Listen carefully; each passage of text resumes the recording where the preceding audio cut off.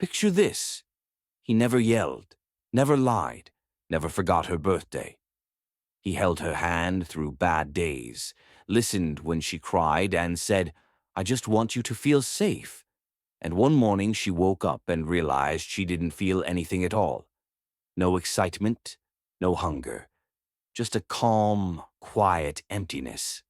And he's still there, wondering what went wrong. We think people leave because they stop loving, but sometimes they leave because love becomes too predictable, too known. When every question already has an answer, curiosity dies. And when curiosity dies, attraction follows.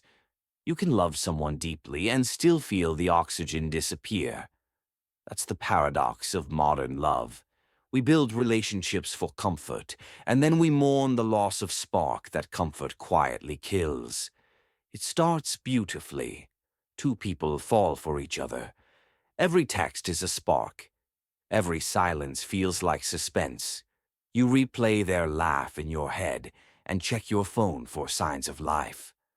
Dopamine, the brain's reward chemical, fires like fireworks each time uncertainty appears. That unpredictability, that small risk of do they feel the same, keeps the nervous system awake, alert, alive. Then the relationship stabilizes. The uncertainty fades. You stop wondering if they'll call because they always do. You stop guessing how they feel because it's written all over their messages. The brain, relieved from threat, enters safety mode. But here's the cruel trick of biology. The same system that calms you also dulls the very excitement that made you fall in love. Neuroscientists call it the predictability drop. When stimuli become familiar, the dopamine response weakens. You can see it in brain scans. The ventral, tegmental area, your brain's reward center, lights up less when something stops being novel. Love that once felt electric slowly becomes routine. Not because anything broke, but because the chemistry of surprise faded into certainty. And this is where most people get confused. They think attraction fades because something is wrong with them, because they're not interesting enough or passionate enough. But what's really happening is deeper. Your brain is adapting, protecting you from overstimulation. It's doing its job too well. Humans evolved to survive, not to stay fascinated. Our ancestors needed to conserve attention for new threats, not familiar faces. So once the mate was secured, the brain shifted focus from pursuit to maintenance. Safety ensured survival. But in modern love, survival is easy. Now we crave meaning, novelty, and emotional electricity. And that's where the ancient wiring collides with the modern heart. Here's a simple truth. We want both safety and excitement. But the brain isn't good at giving us both at the same time. Safety quiets the nervous system. Excitement wakes it up. That's why long-term love requires intentional polarity. Without newness, even the kindest love becomes background noise. This isn't about playing games. It's about staying alive inside your own story. When you stop growing, exploring, or surprising yourself, you stop radiating the energy that made you magnetic in the first place. A man once told me he realized she was gone when she stopped asking where he was. That was his signal. Not the silence, not the fights, but the moment curiosity left her eyes. He said, "I gave her everything. I just didn't give her anything to miss. Love needs tension, not conflict, but contrast. The dance between closeness and space, between known and unknown. When you become fully predictable, your partner stops engaging the imagination. And imagination is what keeps love alive. You can almost hear it. The moment love turns quiet. That subtle shift in tone when "I miss you" becomes "see you later." That whisper moment when affection becomes habit. So, what really happened when she pulled away? Her body stopped releasing dopamine when she thought of you. Her nervous system stopped anticipating surprise. To her ancient biology, that meant, this bond is safe but no longer stimulating. It's not a conscious decision, it's chemistry. And chemistry writes louder than logic. Attachment theory explains this perfectly. At the start, the anxious avoidant loop keeps both partners chasing reassurance. You text, she replies. She pulls away, you pursue. The brain learns that love equals uncertainty, and uncertainty equals excitement. But once one side becomes too consistent, the other side's excitement system shuts down. This is why we often mistake peace for boredom. Our nervous system is addicted to pursuit. When it disappears, we interpret the calm as loss. And yet, the answer isn't chaos, it's novelty. Introducing small, meaningful unpredictability reawakens dopamine without breaking trust. Think of it like this. Love is a flame that needs both oxygen and safety. Too much of either, and it dies. If you smother it with constant reassurance, the flame suffocates. If you neglect it with distance, it burns out. The art is in the rhythm, presence and mystery, warmth and wind, predictability and surprise. But here's where the story turns. The problem isn't just that she stopped feeling excitement, it's that you stopped being someone who surprises yourself. Attraction thrives when both people keep growing. The person she fell for wasn't perfect. He was curious, alive, in motion. When you turned that energy outward into constant caretaking, you stopped feeding your own fire. Women don't fall out of love with good men. They fall out of love with men who stop being interesting to themselves. And that's not cruelty. It's chemistry mixed with psychology. Novelty activates the hippocampus, which interacts with dopamine pathways to create learning and memory. That's why new experiences, travel, laughter, risk, create bonding. Couples who share novel activities show higher oxytocin and dopamine co-activation, according to research from Stony Brook University. In contrast, routine interactions activate comfort circuits, serotonin, not dopamine. It feels peaceful but not passionate.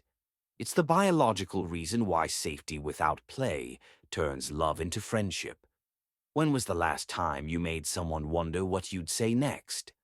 When was the last time you wondered what you might say next? Because that's the real spark. Not her reaction, but your self-curiosity. The moment you stop surprising yourself, you stop surprising her. She didn't leave because you were too kind. She left because she stopped feeling alive around you. And that's not your fault. It's the human brain doing what it's wired to do. But understanding this gives you power. You can rebuild the spark, not by pretending to be distant, but by re-entering your own life as a mystery again. Read new things, explore, challenge your opinions. Disagree sometimes. Take her somewhere you've both never been, not to impress, but to remind your nervous systems that you're still capable of surprise. A woman once described it this way. He was everything I asked for, stable, kind, available. But after a while, I couldn't feel myself when I was with him. She didn't want drama. She wanted depth. And what she missed was that early version of him, the one who laughed loud, got lost, dreamed recklessly. He gave her peace, but not pulse. From a biological standpoint, this paradox is logical. Dr. Helen Fisher's research on romantic love shows that early-stage attraction activates the ventral tegmental area and caudate nucleus, regions responsible for motivation and reward anticipation. As relationships stabilize, those regions quiet down, and oxytocin, the bonding hormone, takes over. It's nature's way of turning passion into partnership. But if novelty and play disappear completely, the system shifts too far into comfort, and passion fades into mere companionship. That's why long-term couples who keep exploring together score higher in both emotional satisfaction and physical intimacy. Novelty doesn't mean chaos, it means aliveness. And aliveness is contagious. There's a story of an old couple who celebrated their 40th anniversary. Someone asked the husband, "How did you keep love alive for 4 decades?" He smiled and said, "Because I never stopped discovering who she was becoming. And she never stopped discovering me." That's the hidden contract of lasting love. Not staying the same, but staying curious.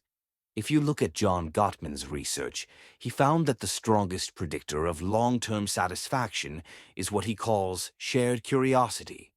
Couples who ask questions, who remain fascinated by each other's worlds, maintain connection even when passion fluctuates.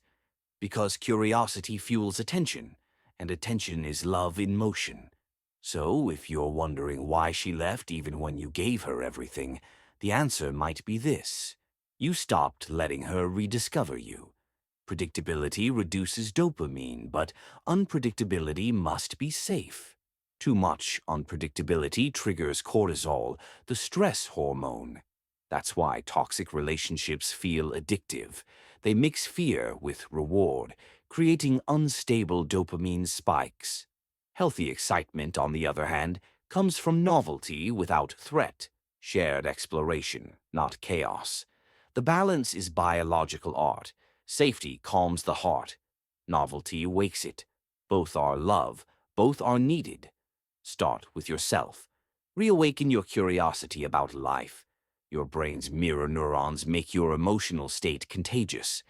If you're inspired, creative, unpredictable in a kind way, she feels it. Her nervous system mirrors yours.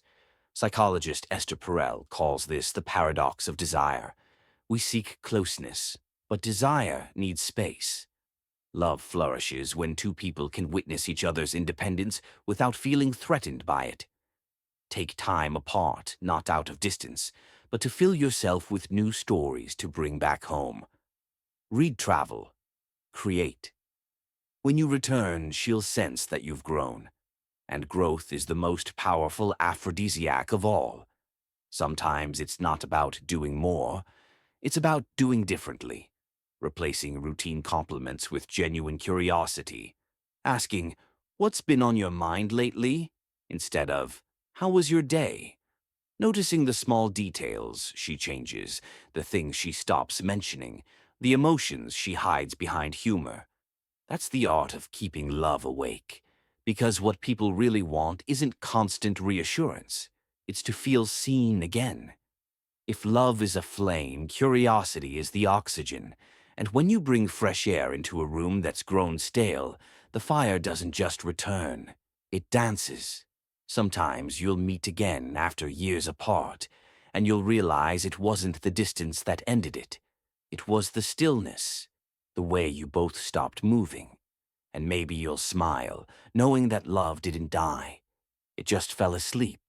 And sleep, like love, can always be awakened. But let's go even deeper.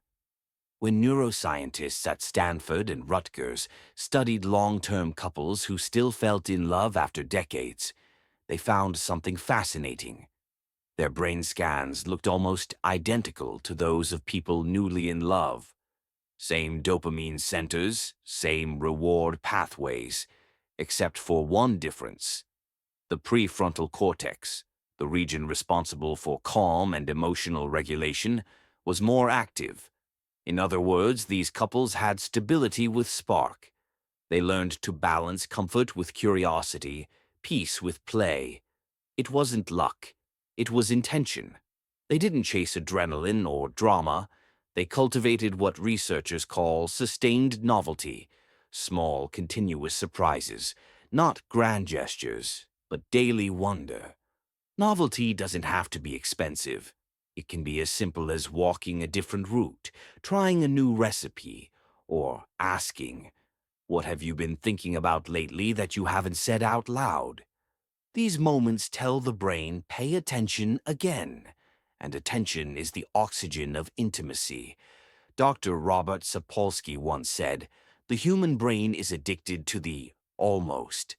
We get the biggest dopamine spikes not from getting what we want, but from being on the edge of it. That's why anticipation feels better than arrival, why missing someone can feel more romantic than being with them. In relationships, total predictability kills the almost.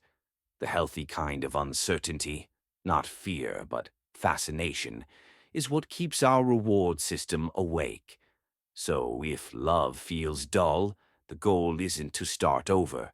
It's to reintroduce the almost, not by creating distance, but by creating mystery in how you both grow. There was a woman who once told her therapist, "I miss missing him." She didn't want to leave her husband, but she missed the ache of wondering, the tension of waiting. Her therapist said, "Then go miss him. Take space. Let yourself have distance inside safety." And she did. She spent a week hiking alone. When she came back, she saw him differently. Not as furniture, but as a person with a heartbeat. Sometimes love needs absence to remind us of presence. When couples engage in synchronized movement, dancing, walking, laughing together, their brains release oxytocin, serotonin, and endorphins together. This builds what scientists call limbic resonance, a deep emotional harmony that feels like we're in tune. That's why laughter, dancing, and touch matter so much. They reset connection faster than words ever could. If you want to bring someone closer, don't always talk. Move together. Because love isn't built from logic, it's built from rhythm. Most couples think falling out of love happens suddenly. It doesn't. It happens one unchecked routine at a time, when you stop noticing each other, when you stop asking deeper questions, when you confuse comfort with connection. Autopilot feels safe, but the brain reads it as disengagement, and disengagement slowly turns presence into invisibility. The antidote is deliberate awareness, the ability to keep noticing even when your mind says, "I already know them," because you don't. No one stays the same. Every day, the person you love changes in 1,000 quiet ways. And if you're not paying attention, you'll wake up beside a stranger and wonder how they disappeared when they were right there. Long-term attraction isn't about intensity, it's about depth. The early spark comes from novelty. The later spark comes from meaning. From seeing your partner not as a solved puzzle, but as a lifelong mystery, unfolding slowly, beautifully. Desire grows when we feel both safe and free. Free to think, to explore, to be fully ourselves. So the goal isn't to keep her guessing about your love. It's to keep both of you guessing about what you'll discover next. Real growth demands risk, even small ones. Saying what you truly think instead of what you think they want to hear. Taking the trip you postponed. Starting the project you keep talking about. When you move, the relationship moves. And when the relationship moves, it breathes again. Once, an artist was asked why his marriage lasted 30 years. He said, "Because every time I felt I'd painted her portrait completely, she'd change the color of her soul." That's love. A masterpiece never finished, only deepened by time. So maybe the question was never, "Why did she leave if I did everything right?" Maybe it's, "Why did I stop doing the things that made me alive when she arrived?" You didn't lose her because you failed to care. You lost her because you forgot that care needs movement. Love without aliveness becomes caretaking, and caretaking without curiosity turns affection into routine. But it can be rewritten. You can bring the aliveness back by bringing yourself back. So tonight, before you go to bed, don't text her something you've said 100 times. Write something true, something uncertain, something that makes even you curious about what you'll say next. Because the spark isn't lost. It's waiting for your attention, waiting for you to step off autopilot and fall in love with discovery again. Love will always ask you to balance opposites, safety and risk, closeness and distance, familiarity and wonder. It's not a problem to solve, it's a rhythm to live by. And when you get it right, you'll feel it.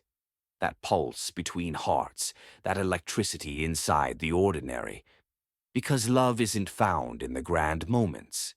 It's built in the quiet ones, when two people choose again and again to stay awake inside the comfort they've built. So, if you're still thinking of her, don't remember the day she left. Remember the day before, when she looked at you like she was still searching for you. That's where love begins again. And maybe, someday, you'll understand she never left because you made her feel unsafe. She left because she stopped feeling alive. And that difference between safe and alive is the space where modern love must learn to breathe. That's the truth hidden inside every quiet goodbye. And if you can learn from it, you'll never lose someone the same way again. Because the next time you love, you'll know that peace without passion isn't love. It's sleep. And love was never meant to sleep. It was meant to move, to grow, to breathe, to wake us. So wake up. You're still in time to begin again.